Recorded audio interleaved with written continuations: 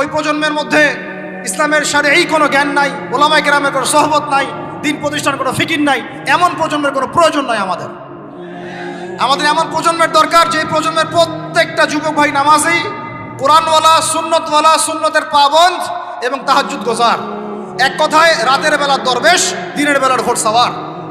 এইরকম প্রজন্ম যখন আমরা করতে পারবো, ওই দিন ইনশাআল্লাহ এই মাহফিল বলেন, এই মসজিদ, মাদ্রাসা, এই রাষ্ট্র সব সফল হবে ইনশাআল্লাহ। এখন শুধু বেসিক কাজ করা হচ্ছে, আমাদের মূল গন্তব্য বাইতুল মুকাদ্দাস, ওইটা না আসা পর্যন্ত আমাদের শান্তি নাই, ঘুম নাই। কারণ ওরা আপনাকে ঘুমাতে দিবে না। তো আপনারা কি মনে করেছেন যে ওরা শুধু অতটুকু গাজ্জার, ওই অতটুকু জায়গায় চায়? কোশ্চেন কালেও নয়। যে আরবরা ওদের বিরুদ্ধে এখন কথা বলতে সাহস পাচ্ছে না, ওই এক একটা আরব রাষ্ট্র ওরা দখল করে ছাড়বে, দেখে নিয়ে। আমি যদি ওটা চাচ্ছি না, দোয়া করি না, কিন্তু ওদের এজেন্ডা এটাই যে পুরো, আমি আখিরুজ্জামানের স্টুডেন্ট, ওদের এজেন্ডা জায়নিজম, পেট্রোডলার থেকে শুরু করে প্যালেস্টাইন ইস্যু নিয়ে আমি আলহামদুলিল্লাহ বিগত 5-7 বছর থেকে পড়াশোনা করেছি। আমি আমার টুপির নিচ থেকে কথা বলছি না। ওদের এজেন্ডা হচ্ছে পুরো হোলি ল্যান্ডটা তারা দখল করতে চায়। হোলি ল্যান্ড কাকে বলে এটাও তো আমরা জানি না। ওরা শুধুমাত্র ওই ওয়েস্টার্ন ব্যাংক আর বাইতুল আকসা, বাইতুল মুকাদ্দাস আর এই গাজার অংশটুকু দখল করতে ওখানে আসে নাই। ওরা এসেছে পুরো হোলি ল্যান্ডটাকে দখল করতে। আমি ওলামা সম্মেলনে বলেছিলাম, পুরো হোলি ল্যান্ড তারা দখল করতে এসেছে। হোলি ল্যান্ড মানে মিশরের নীল নদ থেকে শুরু করে ইরাকের ইউফ্রেটিস নদী পর্যন্ত এই পুরো জায়গাটা তারা দখল করতে চায়। কেন চায়? কারণ তারা মনে করে ওই জায়গাটা সৃষ্টিকর্তা তাদেরকে দিয়েছেন। তারা মনে করে ওইটা হচ্ছে তাদের মাসিহ আসার জায়গা, এবং ওই জায়গা থেকে তাদের মাসিহ, তথাকথিত মাসিহ মানে মাসিহুদ দাজ্জাল, পুরো বিশ্বকে শাসন করবে এবং তারা তাকে সঙ্গ দিবে। এটা ওদের এজেন্ডা, এটা ওদের ভিশন। যত কিছু ওরা পৃথিবীতে করছে এই ভিশনটাকে কাজে লাগিয়ে, এই ভিশনটাকে পিছনে রেখে তারা এই কাজগুলো করছে। এটা আপনি বুঝতে পারবেন না বাইরের চোখ দিয়ে, ভিতরের চোখ দিয়ে পড়াশোনা করেন, খেদির হন, বুঝতে পারবেন। ওরা বাইতুল মুকাদ্দাস চায় না, পুরো হোলি ল্যান্ডটাই দখল করতে চায়। এই কারণে, এই উদ্দেশ্যেই তারা বিগত 100 বছর থেকে পুরো ওয়ার্ল্ড অ্যাফেয়ার্সের আগে রাজনীতির নিয়ন্ত্রণ নিয়েছে। কিসের নিয়ন্ত্রণ নিয়েছে?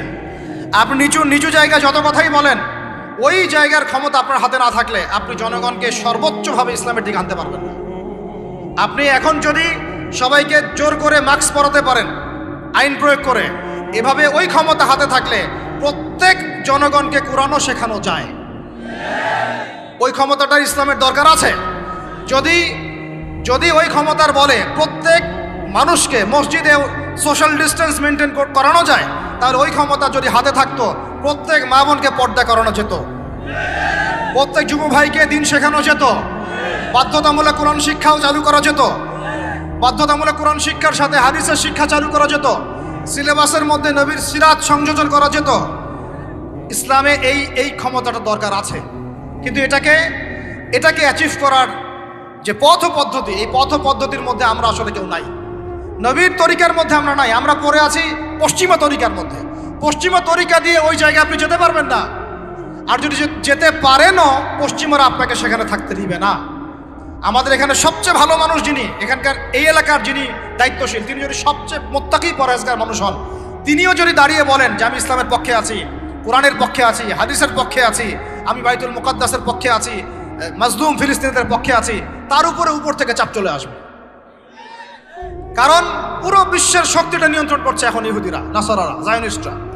ওই জায়গায় যতক্ষণ পর্যন্ত আঘাত না পড়ছে ততক্ষণ পর্যন্ত আপনি বিশ্বে স্বাধীন হতে পারবেন। অতএব বাইরের চোখ দিয়ে না, ভিতরের চোখ দিয়ে দেখতে শিখুন।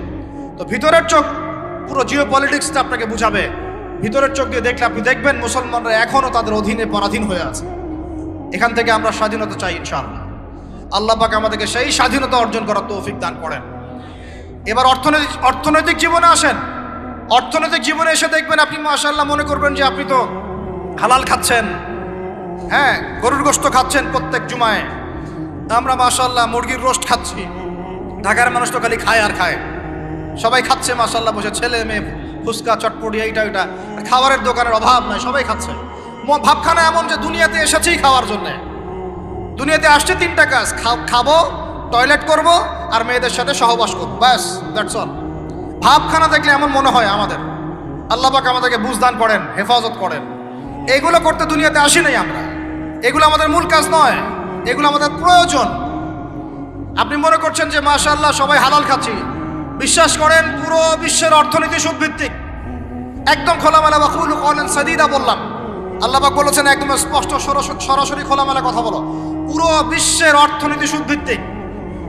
যারা এই পুরো বৈশ্বিক অর্থনৈতিক সিস্টেমের মধ্যে ঢুকে গেছে, অর্থাৎ ওয়ার্ল্ড ব্যাংক, IMF এবং ফেডারেল রিজার্ভ ব্যাংকের আওতায় চলে আসছে, এরকম কোনো সেন্ট্রাল ব্যাংক 100% সুদমুক্ত হতে পারবে না। ফুল স্টপ, কোনোভাবেই সম্ভব না। আপনি যত বড় মুসলিম কান্ট্রি হন না কেন, আপনি এদের আওতায় থাকলে কোনো অবস্থাতেই সুদমুক্ত থাকতে পারবেন না। তাহলে এখন আমি যদি আপনাকে প্রশ্ন করি, বিগত 20 বছর থেকে একটা রাষ্ট্র এই জালেমদের বিরুদ্ধে লড়াই করেছিল এবং সাম্প্রতিক সময়ে তাদের কারেন্সি মার্কিন ডলারকে ছাড়িয়ে গেছে, তারা কিভাবে পেরেছে? এই তথ্য কি আপনাদের কাছে আছে? তথ্য আছে? নাম মেনশন করার দরকার নাই, আপনারা বুঝতে পারেন কি পারেন না? এই মোল্লাদের দৌড় মসজিদ পর্যন্ত নয়, এই মোল্লাদের দৌড় হবে বাইতুল মুকাদ্দাস পর্যন্ত ইনশাআল্লাহ। ওইখানে নামাজ না পড়া পর্যন্ত এদের ঘুম হবে না ইনশাআল্লাহ, দেখে নিয়ে।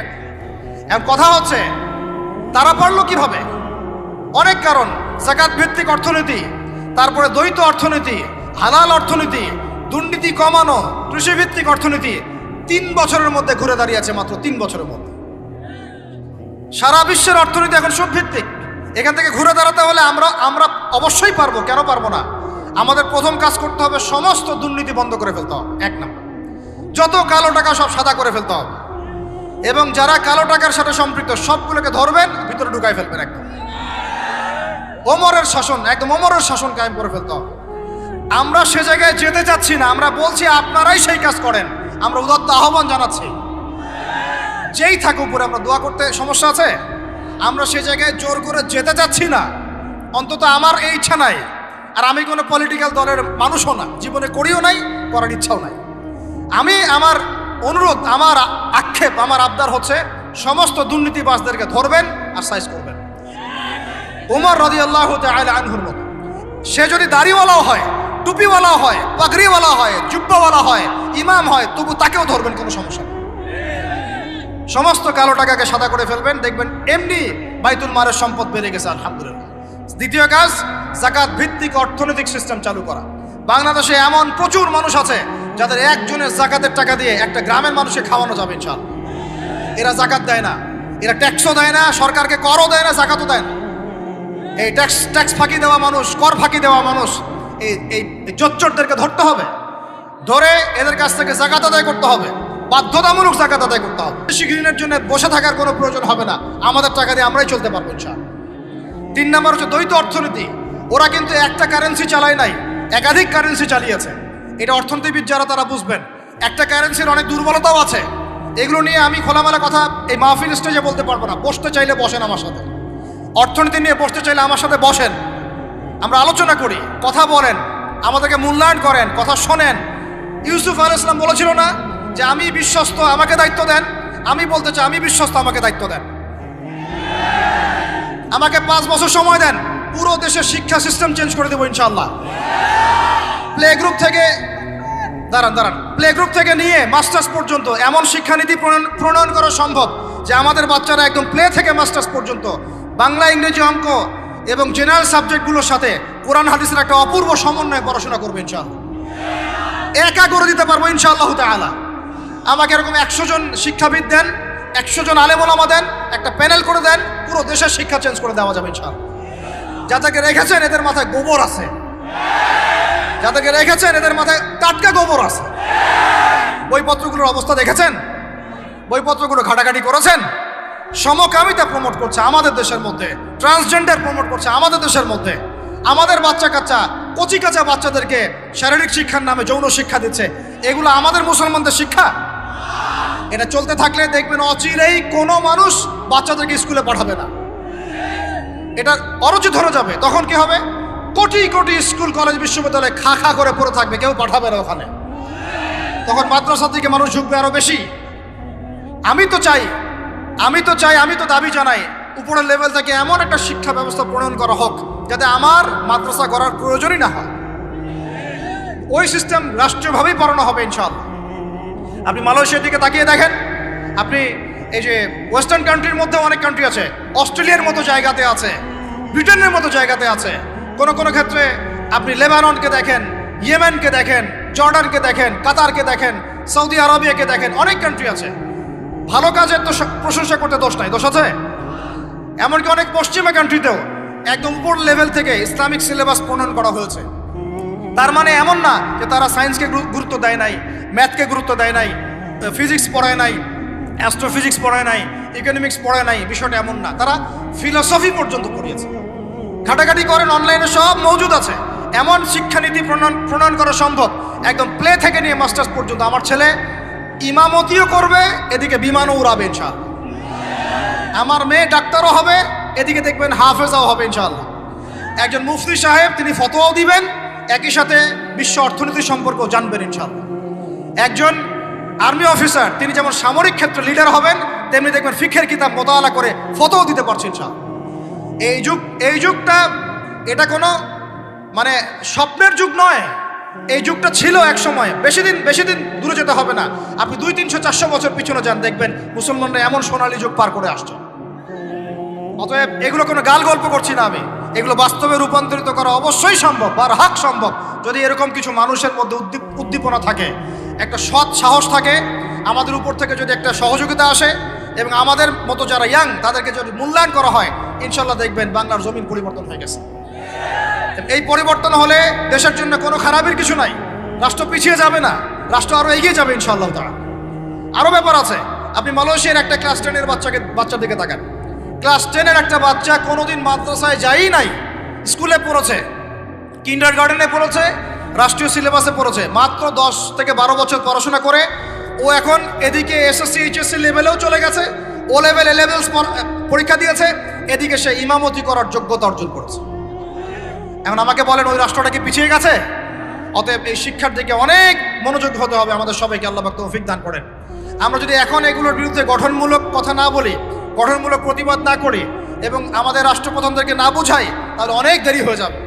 আজকে থেকে 20 বছর আগে ইহুদি খ্রিস্টানরা পরিকল্পনা করেছিল এই টিকটক প্রজন্ম গড়ে তোলার জন্য, তারা আজকে সফল হয়েছে।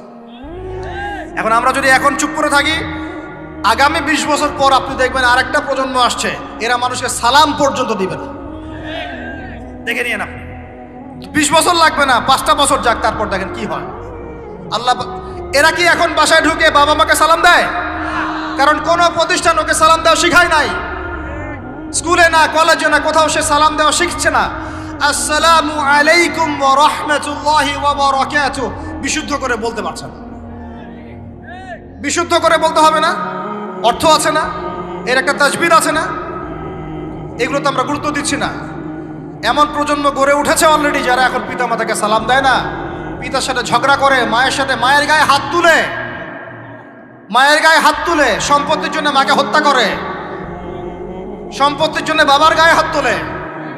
ওদিক থেকে মাস্টার ডিগ্রি পাশ করে আসে ব্রিটেন থেকে, অক্সফোর্ড থেকে, কেমব্রিজ থেকে আইসা এদিকে প্রফেসর হয়েছে বিভিন্ন বিশ্ববিদ্যালয়ের, বাবা পড়ে আছে বৃদ্ধাশ্রমে। কতগুলো এক্সাম্পল নেবেন। এগুলো আমি কি গাল গল্প করছি? আমি কোনো গাল গল্প করতে এখানে আসি নাই, এগুলো বাস্তবতা। যদি বাহিরের চোখ দিয়ে আপনি দেখেন মনে হবে অর্থনীতি অনেক ভালো, ভিতরের চোখ দিয়ে দেখেন অর্থনীতি সুদ দিয়ে ভর্তি হয়ে গেছে। প্রত্যেক পদে পদেই সুদ। গাধাদেরকে আমি তো বুঝাতে পারি নাই, কাগজের টাকা আর এই যে আপনার এই ইলেকট্রনিক মানির কথা তো দীর্ঘদিন বলেছি, কিছু গাধা আছে এদেরকে বুঝাতে পারি নাই। এর মধ্যেও সুদ আছে, এর মধ্যে কি আছে? আর আমি কখনোই বলি নাই যে কাগজের টাকাটা হারাম। মিথ্যাচারে এরা যে পরিমাণ হাদিস জাল বানায়, এদের চেয়ে বড় জাল বানানো কর কেউ নাই বাংলাদেশে। একটা কথাকে ঘুরাই ফিরে এমন ব্যাখ্যা শুরু করবে যে আপনি বিভ্রান্ত হয়ে যান। একটা ইমোশন প্রকাশ করবেন, উহুদের প্রান্তে দাঁড়িয়ে একটা ইমোশন প্রকাশ করবেন, ও বানাই দিবে ও জান্নাতের ঘ্রাণ পেয়ে আসছে। আপনি বলবেন যে কাগজের টাকা নয়, মনিটরি সিস্টেমটা হারাম, ও বানাই দিবে ও বলেছে কাগজের টাকা হারাম। আপনি বলবেন যে আপনার যদি গান শুনতেই হয় তাহলে একা একা শোনেন, আমাকে শোনাচ্ছেন কেন? ও বানাই দিবে ও গান একা শোনা জায়েজ বানাই দিছে। এর এত খবিস, এত খান্নাস, এদের চরিত্রটা চিনতে পারতাম না আমরা যদি গাজাই শোনা আসতো। আল্লাহর কসম, আমিও কিছু কিছু জায়গায় এদেরকে কোনো কোনো ক্ষেত্রে ভালো মনে করতাম। আল্লাহর কসম, গাজাই শোনা আসলে আমি বুঝতে পারতাম না এদের ভিতরে কত মুনাফিকি আছে। নির্লজ্জদেরকে দেখেছেন? নির্লজ্জরা এখনো বলেছে আইয়ুবী রাহিমাহুল্লাহর আকীদা ঠিক ছিল না। বলি নাউযুবিল্লাহ। আইয়ুবী রাহিমাহুল্লাহ যে ঘোড়ায় চড়ে জিহাদ করেছেন, ওই ঘোড়ার খুরের নিচে যে পরিমাণ মাটি ছিল, তোমার মতো হাজারটা মাতখালিকে ওই জায়গায় নিয়ে গেলেও তার সমপরিমাণ হবে না কখনো ইনশাআল্লাহ। আইয়ুবী রাহিমাহুল্লাহ যে তরোয়াল দিয়ে যুদ্ধ করেছেন, ওর এক ফোঁটা রক্তের দাম তোমাকে বিক্রি করলে হবে না ইনশাআল্লাহ। তুমি তার আকীদা নিয়ে প্রশ্ন করো, নির্লজ্জ কোথাকার। একজন বলেছে ফিলিস্তিনিরা মায়ের খাবে না কেন? ইহুদিদের সাথে থাকতে থাকতে নাকি ওদের মতোই হয়ে গেছে। আল্লাহ মাফ করেন, আল্লাহ হেফাজত করেন। একজন বলেছে যে হামাস ইহুদিদেরই হাতে তৈরি করা, বিচ্ছিন্ন হয়ে নাকি সন্ত্রাসী কর্মকাণ্ড করছে। বলার ভাষা নাই, আমি বলতে বলতে ক্লান্ত হয়ে গেছি, আর বলতে চাই না। বলার আমার রুচিও করে না, আর ভাষাও নেই। তবে এতটুকু আপনাদেরকে আমি আশ্বস্ত করতে চাই, ইনশাআল্লাহ তাআলা বাংলাদেশের হকপন্থী ওলামায়ে কেরামদের যে জামা আছে, কওমি করণের ওলামায়ে কেরামদের যে হকপন্থী ওলামায়ে কেরামদের জামা আছে, প্রত্যেক বই, প্রত্যেক মেম্বার, প্রত্যেক আলোচনায় তারা আল আকসা ইস্যুটাকে জীবিত রাখবে ইনশাআল্লাহ। এটাকে আমরা জীবিত রাখবো ইনশাআল্লাহ। ওরা এটাকে ভুলিয়ে দিতে চাচ্ছে, এই জন্য নতুন নতুন ইস্যু তৈরি করার চেষ্টা করছে। খবরদার, আপনারা এই ইস্যুতে পা দিবেন না। আপনাদেরকে ভিতরে চোখ খুলতে হবে এবং মূল গন্তব্য চিনতে হবে। আল্লাহ রাব্বুল আলামিন আমাদের সবাইকে ভিতরে চোখ দিয়ে এই বিশ্বকে দেখার তৌফিক দান করেন। বিশ্ব অর্থনীতিকে দেখবেন, ভিতরে চোখ দিয়ে দেখবেন। ইলেকট্রনিক মানির মধ্যেও সুদ আছে, কাগজের টাকার ভিতরেও সুদ ঢুকেছে। সামনে আসবে বিটকয়েন্স, যেটা অলরেডি চলে আসছে। আরেকটা আসবে, সেটা হলো ক্যাশলেস সোসাইটি। কি বললাম বলেন? বলদ বলবে যে ভবিষ্যৎবাণী করে গেল, আহলুল বলদ ওয়াল কিরদা, আহলুল হিমার ওয়াল কিরদা। তো এরা ভবিষ্যৎবাণী করে গেল। আরে বর্তমান সম্পর্কে তুমি খবর রাখো না বলেই তো বর্তমানকে ভবিষ্যৎ মনে হয় তোমার। এটা বহু কান্ট্রিতে অলরেডি চালু হয়ে গেছে। এই যে আমাদের অনেক ভাই ব্যবসা করে, তারা চায়না যায়, কোরিয়া যায়, উত্তর কোরিয়া, দক্ষিণ কোরিয়া যায়। ওরা দেখে আসতেছে চায়না চালু করে ফেলছে অলরেডি। ক্যাশলেস সোসাইটি মানে হচ্ছে আপনি আপনার মুদ্রাকে সংরক্ষণ করতে পারবেন না। আপনি দেখলেন খিদির আলাইহিস সালাম দেয়াল নির্মাণ করলেন, দেয়ালের নিচে কি ছিল? খাজানা ছিল। তাহলে দেয়ালের নিচে খাজানা তিনি সংরক্ষণ করলেন কেন? এতিম বালকরা যেন বড় হয়ে সেটা নিতে পারে। তাহলে আপনি চিন্তা করেন, ওই মুদ্রাটা কি ছিল? ইলেকট্রনিক মানি ছিল, যেটা তিনি সংরক্ষণ করলেন। ওই মুদ্রাটা কি কাগজের মুদ্রা ছিল, যেটা তিনি সংরক্ষণ করলেন? ওই মুদ্রাটা কি বিটকয়েন ছিল, যেটা তিনি সংরক্ষণ করলেন? তিনি সংরক্ষণ করেছেন হয় গোল্ড কয়েন অথবা রূপার মুদ্রা। কারণ এটার মূল্য কমে যাবে না। এরা 20 বছর পর বড় হলেও বাবারই সম্পত্তি ফেরত পাবে। এইটা হলো ইসলামিক কারেন্সি, যেটা বিশ্ব থেকে উঠিয়ে দিয়েছে এই IMF, ওয়ার্ল্ড ব্যাংক আর ইউনাইটেড স্টেট এবং এদের যে চালাপালাগুলো। আমরা এই ব্যাস ওই সুর মিলাচ্ছি। ওরা কাগজের মুদ্রা দিয়ে সারা বিশ্বটাকে ডমিনেট করছে। তাও আবার এখানে আরো ব্যাপার আছে, কাগজের সব মুদ্রা আবার এক মানের না। একগুলো হচ্ছে হার্ড কারেন্সি, মানে শক্তিশালী কারেন্সি। একগুলো সফট কারেন্সি, মানে নরম কারেন্সি। বাংলাদেশের টাকা কোন কারেন্সি, হার্ড না সফট? এতটুকু তো জানেন। হার্ড কারেন্সি কি? মার্কিন ডলার, মানে মগের মূল্য। একটা কথা হচ্ছে না, মগের মূল্য। মগ কারা জানেন? হয়েছে যারা রোহিঙ্গাদেরকে মেরেছিল, ওরা বলে মগ। আপনারা তো এগুলো জানেন না। ছোটবেলা আমাদের বাবা মারা ঘুম পাড়াতো না, খোকা ঘুমালো, পাড়া জুড়ালো, বর্গি এলো দেশে, মনে আছে? বুলবুলিতে ধান খেয়েছে, কি বলেন? তারপরে খাজনা দিব কিসে, মনে আছে? ধান ফুড়ালো, পান ফুড়ালো, কি জানি খাজনার উপায় কি? আর কটা দিন সবর করো নাকি রসুন। এখানে কি বোঝানো হয়েছে আপনি বুঝতে পারবেন না, তো ইতিহাস পড়তে হবে। খোকা ঘুমালো, পাড়া জুড়ালো, বর্গি এলো দেশে। বর্গি মানে এই যে মগদেরকে বোঝানো হয়েছে। ওরা উগ্র ছিল, যেখানে যাইতো এরকম মঙ্গলদের মতো ম্যাসাকার করতো, ফসল বিনষ্ট করতো, ট্যাক্স নিত, জুলুম করতো। ওইটা ভয় দেখানো হতো। ওই জন্য ওদের মূল্যক, ওদের এই যে আগ্রাসনটাকে বলা হয় মগের মূল্যক। মগের মূল্যকের ব্যাখ্যা বুঝলেন? এটা মগের মূল্য। ওরা এখন হার্ড কারেন্সি দিয়ে মগের মূল্য। কিরকম? যে সারা বিশ্বের সফট কারেন্সিগুলো আমার কারেন্সি দিয়ে নির্ধারিত হবে। মানে আপনার 100 টাকা সমান সমান ওর $1। মগের মূল্য। কেন আমার 1 টাকা সমান সমান তোমার $1 হতে পারে না? হতে পারে না? এটা করতে দিবে না। কারণ এটা করলে আপনার অর্থনৈতিক অবস্থা অনেক সমৃদ্ধ হয়ে যাবে এবং আপনি তাদের সমান হয়ে যাবেন।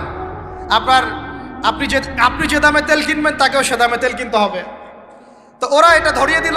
শুধু তাই না, IMF এর মাধ্যমে, ফেডারেল রিজার্ভের মাধ্যমে, ওয়ার্ল্ড ব্যাংকের মাধ্যমে তারা এটাকে আমরা দ্বিতীয় বিশ্বযুদ্ধের পরের কথা বলছি আর কি। ওই সময় ব্রেটন উড কনফারেন্স হয়েছে, পড়ে দেখবেন। ব্রেটন উড কনফারেন্স হয়েছে, মার্কিন ডলারকে সারা বিশ্বের রুলিং মানে কারেন্সি হিসেবে ওরা নির্ধারণ করবে, মগের মূল্য, এবং প্রত্যেকটা কারেন্সি এর আন্ডারে নিয়ন্ত্রিত হবে এবং টাকার মান অন্যান্য মুদ্রার মান বাড়বে কমবে এর ভিত্তিতে, আপনার প্রবৃদ্ধির ভিত্তিতে নয়। এবং তার হাতে নিয়ন্ত্রণ থেকে যাবে, যদি আপনি বেশি বাড়াবাড়ি করেন আপনার টাকার মান তারা কমাই দেবে। কয়দিন আগে ইলেকশনের আগে একটা শব্দ শুনেছিলেন অনলাইনে, স্যাংশন দিতে চাই, স্যাংশন, মনে আছে? হ্যাঁ, মনে আছে? কি জিনিস বুঝছেন আপনারা? কিছু ওটা বুঝেন না। অর্থনৈতিক নিষেধাজ্ঞা কিভাবে দিতে পারে? আপনার টাকার মান তারা কমাই দিবে। তখন 1 কেজি পেঁয়াজের দাম হবে 500 টাকা, 1 কেজি রসুনের দাম হবে 1000 টাকা, 1 ব্যারেল তেলের দাম হয়ে যাবে দেখবেন 10,000 20,000 টাকা। কিচ্ছু করতে পারবেন না। তুরস্কের মতো কান্ট্রি যখন ঘুরে দাঁড়ানোর চেষ্টা করছিল, ওদের লিরার মান তারা বাড়িয়ে দিল একদম, ওটা তো মনে হয় 12,000 পর্যন্ত চলে গেছে। ইনফ্লেশন বলি আমরা এটাকে, মুদ্রাস্ফীতি, ওটা প্রায় 12,000% পর্যন্ত বেড়ে গিয়েছিল বলে নাউজুবিল্লাহ। এগুলো জুলুম, অর্থনৈতিক জুলুম। বাইরের চোখ দিয়ে দেখলে মনে হবে সুন্দর চলছে সবকিছু, ভিতরের চোখ দিয়ে দেখা শিখলে বুঝবেন অর্থনৈতিক ক্ষেত্রে এই বিশ্বে এই জায়নিস্টরা, ইহুদি খ্রিস্টানরা সবচেয়ে বেশি জুলুম করেছে। আরও আছে, বলতে থাকলে সারা রাত যাবে। এরপরে তারা আরবদেরকে বুঝালো, ইয়া শাইখ, আরবদেরকে বুঝালো, হাবিবি, ইয়া হাবিবি, কাছে আসেন, শোনেন, আমরা আপনাদের কাছে তেল আছে, আপনারা তো তেল বয়কট করে দিয়েছেন, আর তেল ছাড়া তো আমাদের যুদ্ধ বিমান ফ্লাই করছেন। তেল কাদেরকে দিয়েছে আল্লাহ পাক? মিডল ইস্টে আরবকে দিয়েছে, ঠিক আছে? এখন হাবিবিকে বলা হচ্ছে আপনারা তো তেল বয়কট করে দিলেন। এটা করেছিল বাদশাহ ফয়সাল, বলেন রাহিমাহুল্লাহ, উনি একজন সাহসী নেতা ছিলেন, এই জন্যই তাকে গুপ্ত হত্যা করা হয়েছে। সাহসী যারা, তাদেরকে গুপ্ত হত্যা করে এদের একটা সুন্নত, এটা মাথায় রাখবেন। খুব ট্যালেন্টেড একজন দেখবেন, খুব ট্যালেন্টেড একজন বিজ্ঞানী দেখবেন হঠাৎ নাই, তা পাশ করে মিসাইল এসে পড়ে গেল। এমন সূক্ষ্ম স্নাইপার দূর থেকে 12,000 কিলোমিটার দূর থেকে মেরে দিলে আপনার কলিজের মধ্যে চলে গেল। এগুলো জেনে বুঝেই আমরা প্রতিদিন সকাল করি, সন্ধ্যা করি, আলহামদুলিল্লাহ। কারণ অ্যাটলিস্ট আপনাকে তো জানতে হবে, জেনে নেন, পরে আপনারা চিন্তা করবেন যে কিভাবে লাইফ লিড করবেন। ফাযাক্কির ইন্নামা আনতা মুযাক্কির, আপনি উপদেশ দিন, শুধু আপনি উপদেশ দাতা, লাস্তা আলাইহিম বিমুসাইতির। ফাযাক্কির ইন নাফাআতিয যিকরা সায়াযাক্কারু মান ইয়াখশা, যারা আল্লাহকে ভয় করে তারা ফিরে আসবে ইনশাআল্লাহ। তো যেটা বলছিলাম, বাদশাহ ফয়সাল একদম বয়কট করে দিলেন। এবার ওরা এসে বুঝাচ্ছে যে তেল ছাড়া তো আমাদের চলছে না, এদিকে ওদের ডলারের মান কমে যাচ্ছে, মুদ্রাস্ফীতি হচ্ছে, ইনফ্লেশন হচ্ছে। এখন তারা বোঝালো যে ঠিক আছে, একটা চুক্তি করা যাক। যুবকরা ভালো করে শোনেন, এগুলো জানেন না বলেই অনেক সময় আপনি সহি বলে সহি ভুল পথে যাচ্ছেন। ভাই, সহি পথেই যাচ্ছেন, বাট এটা সহি ভুল হয়ে যাচ্ছে। ওরা বুঝাতে পারছি? সহিহের আড়ালে একটা মারাত্মক জয়ীফ আর জাল আকীদা আছে, এটা আপনার সামনে সহি দিয়ে ঢেকে দেওয়া হয়েছে, বুঝতে পারতেছেন না। এই জায়গাটাকে ভালো করে বোঝেন। যখন উম্মর সাথে কেউ গাদ্দারি করে তখন সে সহি থাকে না। উম্মতের সাথে কেউ যদি গাদ্দারি করে তখন সে কি থাকে না? সহি থাকে না। এখন আসেন, আমি ধর্মতাত্ত্বিক কথা বলছি আগে। এখানে বাদশাহ ফয়সাল তাকে কনভিন্স করা হলো, ঠিক আছে আমরা তেল কিনবো, আপনাদের কাছ থেকে কিনবো, আপনাদের গলফ কান্ট্রি যেগুলো আছে এদের কাছ থেকে কিনবো, তবে একটা শর্ত, আপনারা তেল বিক্রি করবেন শুধু মার্কিন ডলারে, অন্য কোনো কারেন্সিতে তেল বিক্রি করতে পারবেন না। বলেন নাউজুবিল্লাহ। আপনি বাংলাদেশ গভর্নমেন্ট যদি গিয়ে এক ব্রিফকেসের মধ্যে 1 কোটি টাকা নিয়ে যায়, বুঝেন কথা, বুঝতে পারতেছেন? 1 কোটি টাকা আমাদের টাকা নিয়ে গিয়ে যদি বলে শেখ হাবিবি আমাকে তেল দাও, ওরা বলবে তেল দিতে পারবো না, খালাস, কুল্লু খালাস, এখান থেকে বের হও। কথা বুঝতে পারেন নাই? 1 কোটি কি দিবেন? টাকা, তেল দিবে না। লিখে নেন, দিবেন। কিন্তু সেই 1 কোটি টাকাকে যদি আপনি ডলারে কনভার্ট করেন, ওটাকে ডলার দিয়ে কনভার্ট করেন, করে যদি বলেন হাবিবি তেল, তখন বলবে যে আসো তাআলিলাই, তেল নিয়ে যাও, খালাস, কুল্লু খালাস। এটা বুঝতে পারছেন? তেল বিক্রি করব শুধুমাত্র ডলার দিয়ে, ডলার ছাড়া অন্য কোনো কারেন্সিতে তেল বিক্রি করতে পারবো না। এইটা পশ্চিমারা আরবদের সাথে একটা সন্ধি করলো আর কি, চুক্তি করলো। এই চুক্তির নাম হলো পেট্রো ডলার মনিটরি সিস্টেম। বুঝতে পারলাম? Petro dollar monetary system. এর বদৌলতে আরবের মরুভূমি হয়ে গেল এখন একদম অট্টালিকার প্রাসাদ। বোঝা যায়? মরুভূমিগুলো হয়ে গেল কি অট্টালিকার প্রাসাদ, আর বাকি পুরো মুসলিম উম্মার উপর দেখেন কি দুরবস্থা নেমে আসছে। শুধু তাই না, ওই ডলার হলো একদম লিডার, কারেন্সির লিডার। এখন ওই ডলার তেলের মান নির্ধারণ করবে, আপনি টাকা দিয়ে করতে পারবেন। সারা বিশ্বের সবচেয়ে বড় অর্থনৈতিক জুলুম হচ্ছে এই পেট্রো ডলার মনিটরি সিস্টেম। এর চেয়ে বড় কোনো জুলুম হয়নি অর্থনৈতিক জীবন।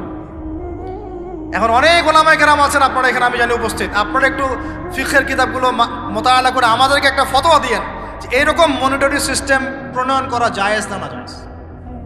এটা আপনারা চিন্তা ফতোয়া দিয়েন, আমি ফতোয়া দিতে পারবো। আমি অর্থনৈতিক ভাষায় বলতেছি যে এই মনিটরি সিস্টেমটা পুরো বিশ্বে জুলুম নিয়ে আসছে। এখন আদতে এখন শোনেন, এই অংশটুকু শোনেন, তারপরে আমি শেষের দিকে চলে আসতেছি। আদতে এতে পশ্চিমাদের লাভ কি হয়েছে শোনেন।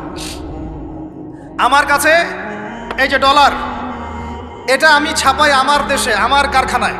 আমার খরচ হচ্ছে কাগজ, আমার খরচ হচ্ছে মেশিন, আমার খরচ হচ্ছে কালি। বোঝা যায়? বোঝা যাচ্ছে? আচ্ছা, এখন সেটা আমি বানালাম, ছাপালাম, গিয়ে আমি আরবকে দিলাম, তেল দাও। ওরা এই কাগজের টাকাটা নিল, নিয়ে রিজার্ভ করলো, করে মূল যে তেল, এই তেলটা মনে করেন তেল বা সোনা, তেল বা সোনা একই কথা, কারণ সোনার ফাংশন প্লে করছে এখন তেল। এখন তো যেহেতু গোল্ড দিনার নাই, দিরহাম নাই, এই তেলটা তারা নিয়ে ওদের দেশের আন্ডারগ্রাউন্ডে বাংকার আছে, গ্যালনকে গ্যালন তেল রিজার্ভ করতে থাকলো। এমনভাবে রিজার্ভ করতে থাকলো যে বিগত আগামী 30 বছর যদি বিশ্বে কোনো তেল নাও থাকে, ওরা চলতে পারবে, প্লেন উড়াইতে পারবে। ওদের মিলস বন্ধ হবে না, ফ্যাক্টরি বন্ধ হবে না, ওদের ইন্টারনেট সেকশন বন্ধ হবে না, বিদ্যুৎ বন্ধ হবে না, ওদের কোনো কিছুই বন্ধ হবে না, কোনো প্রযুক্তি বন্ধ হবে না। এত তেল তারা এখন রিজার্ভ করলো কি দিয়ে? ওর দেশে ছাপানো বিনামূল্যের ডলার দিয়ে। এবং সেই ডলারটা আমরা নিলাম, নিয়ে আমরা মাশাআল্লাহ অট্টালিকা নির্মাণ করলাম, আর মনে করলাম যে মাশাআল্লাহ আমি তো খুব ধনী হয়ে গেলাম, সমৃদ্ধি অর্জন করলাম। আদতে এখানে পশ্চিমাদের সবই লাভ। আমরা বলি না জালাও তাই কদু, আমরা বলি আম গেল সালাও গেল, তাই না? এখানে আমও তাদের, সালাও তাদের। আদতে আমাদের কিছু নাই। আপনারা হাসতেছেন, এইটা হচ্ছে সারা বিশ্বের সবচেয়ে বড় জুলুম। এখন আমরা তো থার্ড ওয়ার্ল্ডের কান্ট্রি, এটা হচ্ছে যারা বড় বড় ধনী রাষ্ট্র, ওদের অবস্থা হচ্ছে এই। আর আমরা যারা থার্ড ওয়ার্ল্ডের কান্ট্রি, উন্নত বিশ্বের দিকে এগিয়ে যাচ্ছে, আমরা যারা আস্তে আস্তে, যে পথে আমাদের দুর্নীতি বাধা, আমাদের এই যে নৈতিকতার অবক্ষয় বাধা, আমাদের মধ্যে আমানতহীনতা বাধা, এই বাধাগুলো আমাদেরকে আগাতে দিচ্ছে না। তা আমাদের অবস্থা কি হতে পারে তাহলে চিন্তা করুন। এখন আমরা এই জায়গায় আছি, এই জায়গায় বসে আপনি মনে করছেন যে আপনি মাশাআল্লাহ খুব পাক্কা মুসল্লি, হালাল খাচ্ছেন, নামাজ পড়তেছেন, তাহাজ্জুদ গোজার, জান্নাত কিনে নিয়েছেন মাশাআল্লাহ। অথচ আপনার অর্থনীতি সুদভিত্তিক, এবং এই সুদভিত্তিক অর্থনীতির আন্ডারে থেকে কোনো বেসরকারি ব্যাংক পর্যন্ত 100% সুদমুক্ত সিস্টেম দিতে পারবে না। ফুল স্টপ, খালাস। আর এর উপরে আবার আছে ঘুষ, তার উপরে আবার আছে দুর্নীতি, তার উপরে আপনারা আবার মাপে কম দিচ্ছেন, তার উপরে আবার পণ্য মজুত করছেন, মার্কেটে ইচ্ছাকৃতভাবে প্রাইস বাড়ায় দিচ্ছেন, এই কাজগুলো করছেন। আমি শিক্ষিত একটা সমাজ পেয়েছি বলে কথাগুলো এভাবে মাহফিলে বললাম। এগুলো মাহফিলে কিন্তু আলোচনা হয় না। এগুলো কি মাহফিলে আলোচনা হয়? আমরা বিশ্বাস করি গাজীপুরের শহরের মানুষ, সব ঢাকার মানুষ, আপনারা সব বুঝেন, ইন্টেলেকচুয়াল অডিয়েন্স আছেন এখানে। এই কথাগুলো খোলামেলা বলার কারণেই ওদের দ্বারা পালিত কিছু তথাকথিত শায়েখ আমার উপর খুব ক্ষিপ্ত। এর আকীদা ঠিক না, এর মানহাজ ঠিক না, লেকচার শোনা যাবে না, ইত্যাদি ইত্যাদি। ঠিক আছে, আমারটা শোনার দরকার নেই, তোমাকে শুনতে কে বলছে? তোমার শোনার ইচ্ছা করে না, তুমি শুনিও না। যাদের শোনার ইচ্ছা তারা শুনবে ইনশাআল্লাহ। আর তোমার মতো কিছু মুনাফিক না শুনলে আমার কিছু যায়ও আসে না। ইনশাআল্লাহ মুমিনরা যারা, তারা শুনবে, বুঝবে, ইনশাআল্লাহ ওরাই প্রজন্ম করবে ইনশাআল্লাহ। আর আমাদের ভুল হতে পারে, ভুল হলে সেটা ওলামায়ে কেরাম সংশোধন করবেন। ওলামায়ে কেরাম যদি আমাদেরকে বলেন এটা ভুল হয়েছে, অবশ্যই মাথা পেতে নেব। আমরা আলেম ওলামার বাইরে নয়, ওলামায়ে মুহাক্কিকের বাইরে নয়। তাহলে আপনাকে কি আমি ভিতরের চোখ দিয়ে পুরো বিশ্বের রাজনীতি বোঝাতে পেরেছি? পুরো বিশ্বের অর্থনীতি বোঝাতে পেরেছি?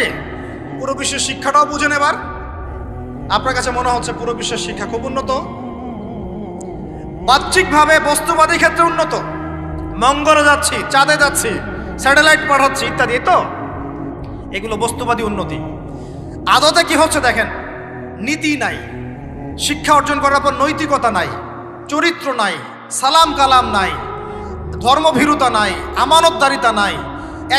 একজন ডক্টর, সে মাশাআল্লাহ ডক্টর হয়েছে, হওয়ার পরে এখন সে দেখছি কসাই হয়ে গেল। তাহলে কোন শিক্ষাটার ঘাটতি হলো? নীতির, নৈতিকতার, ইসলামের ওই বুঝটা নাই, পরকালীন কনসেপ্ট নাই। একজন ইঞ্জিনিয়ার মাশাআল্লাহ, আপনি theta, sine theta, cos theta সব তো বুঝেন মাশাআল্লাহ। আপনি একজন আর্কিমিডিস থেকে শুরু করে পিথাগোরাস সব করে ফেললেন, কিন্তু ইঞ্জিনিয়ার হয়েও তো আপনি চোর হলেন। তাহলে কোন শিক্ষার অভাব হলো বলেন? একটা মেয়েকে আপনি দেখছেন মাশাআল্লাহ এগিয়ে যাচ্ছে, বাপরে বাপ, ফেমিনিস্ট রেভলিউশন। আদতে ওর গায়ে এখন একটা গেঞ্জি, ওর গায়ে পায়ে একটা জিন্সের প্যান্ট, বাহিরের চলাফেরা দেখে তার অঙ্গ প্রত্যঙ্গ সব স্পষ্ট দেখা যাচ্ছে, সে স্পষ্ট বেপরদায় চলছে। একটা ছেলেকে আপনি দেখছেন বাহির থেকে পড়ে আসলো, এসে এখানে ট্রান্সজেন্ডার হয়ে গেল, লিঙ্গ পরিবর্তন করতেছে। ছেলে পেলেকে দেখছেন এখানে ডিগ্রি অর্জন করেছে, কিন্তু মাদক ছাড়তে পারছে না, মেয়েদের সাথে জেনা ছাড়তে পারছে না, সমকামিতা ছাড়তে পারছে না। শিক্ষার সংজ্ঞাটাই বা আসলে কি? তাহলে সংজ্ঞাটা কি? এডুকেশনের সংজ্ঞাটা কি আমাকে বলেন? শিক্ষার মূল সংজ্ঞাটা কি? আমরা কি এই বিশ্বের মূল শিক্ষা ব্যবস্থা কি মুসলমানরা গড়ে দেয় নাই? একটা বই কিনেন বাসায় গিয়ে, যে এই বিশ্বের 1000 সেরা আবিষ্কার, ওখানে দেখবেন সবগুলো মুসলমানদের নাম আছে না নাই? আপনি যে ল্যাপটপ চালাচ্ছেন, অ্যালগোরিদম কে দিয়েছে? হিন্দু ভাইরা দিয়েছে? খ্রিস্টান ভাইরা দিয়েছে? আমি বোঝানোর জন্য ভাই বলছি, বৌদ্ধ ভাইরা দিয়েছে? ইহুদিরা দিয়েছে? এরা দেয় নাই। কারা দিয়েছে? মুসলিমরা দিয়েছে। আপনি যে মেডিকেল সায়েন্সের কথা বলছেন, মূল জিনিসটা কে দিয়েছে? মুসলিমরা দিয়েছে। রক্ত সংবহন তন্ত্র কারা আবিষ্কার করেছে? মুসলিমরা। আপনি জাবির ইবনে হাইয়ানকে ছাড়া আপনি কেমিস্ট্রি পড়াতে পারবেন না। ইবনে রুশদ, ইবনে সিনাকে ছাড়া আপনি মেডিকেল সায়েন্স আগাতে পারবেন না। আপনি ইবনে রুশদ ছাড়া এই যে আমরা পাটিগণিত, বীজগণিত, জ্যামিতি, ত্রিকোণমিতি, পরিমিতি করে আপনি করতে পারবেন না। আমরা তো জেনারেল লাইন পড়েছি, আমাদের সাথে বসেন, এগুলো হয়তো সবাই আপনি বুঝাতে পারবে না। মূল জ্যোতির্বিদ্যায় যাচ্ছেন, আপনি অ্যাস্ট্রোনমিতে যাচ্ছেন, অনেক কিছু করছেন, আপনি মুসলিমদেরকে ছাড়া এক পা আগাতে পারবেন না। মূল ভিত্তিটা করে দিয়েছে কারা? উমাইয়ারা, আব্বাসীয়রা, সেলজুকরা, উসমানীয়রা এবং 4 খলিফার সময়। এই সময়ে এই শিক্ষার মূল ভিত্তিটা দাঁড়িয়েছে। এই যে আমরা যে নাহু সরফের কিতাবগুলো পড়ি, আমাকে বলেন তো, নাহু সরফের কিতাব রাসূলের যুগে ছিল? বলেন, ছিল না। কোন খলিফার সময় থেকে এগুলো সারা বিশ্বে ছড়িয়ে গেল নাম জানেন? আলী ইবনে আবি তালেব। কি নাম? আলী ইবনে আবি তালেব। আরবি ব্যাকরণের পুরো ভিত্তি দিয়ে দিয়েছেন তিনি, লুগা দিয়ে দিয়েছেন, কায়দাগুলো দিয়ে দিয়েছেন। এখন সারা বিশ্বের মানুষ আরবি পড়ছে, আরবি বুঝতে পারছে, ব্যাকরণ বুঝতে পারছে, কোরআন নিয়ে গবেষণা করতে পারছে। প্রত্যেকটা সেক্টর, ধর্মীয় অঙ্গন বলেন, অর্থনীতি বলেন, জ্যোতির্বিদ্যা বলেন, কেমিস্ট্রি, ফিজিক্স যাই বলেন, মুসলমানদের কাছে আগাতে পারবে। তাহলে আমরা যে যুগে ছিলাম সেইখানে কি ফিরে আসা যাবে না? সম্ভব না। তাহলে প্রয়োজন কিসের? প্রয়োজনটা হচ্ছে, আমি জেনারেল শিক্ষার বিরোধী নই, কোশ্চিনকালেও নয়। জেনারেল শিক্ষা থাকবে, ইংরেজির প্রয়োজন আছে, বাংলা অবশ্যই প্রয়োজন আছে, মুক্তিযুদ্ধ সংস্কৃতি আমরা জানবো, শিখবো, চেতনা ধারণ করব, সব ঠিক আছে। আমরা সমাজবিজ্ঞান পড়ব, দর্শন পড়ব, সায়েন্স পড়ব, আর্টস পড়ব, কমার্স পড়ব, সব ঠিক আছে ভাই। মেডিকেল সায়েন্স পড়েন, ইঞ্জিনিয়ারিং পড়েন, কিন্তু কোরআন বাদ দিয়ে নয়, হাদিস বাদ দিয়ে নয়, আকিদা বাদ দিয়ে নয়, সিরাত বাদ দিয়ে নয়, ফিকহ বাদ দিয়ে নয়।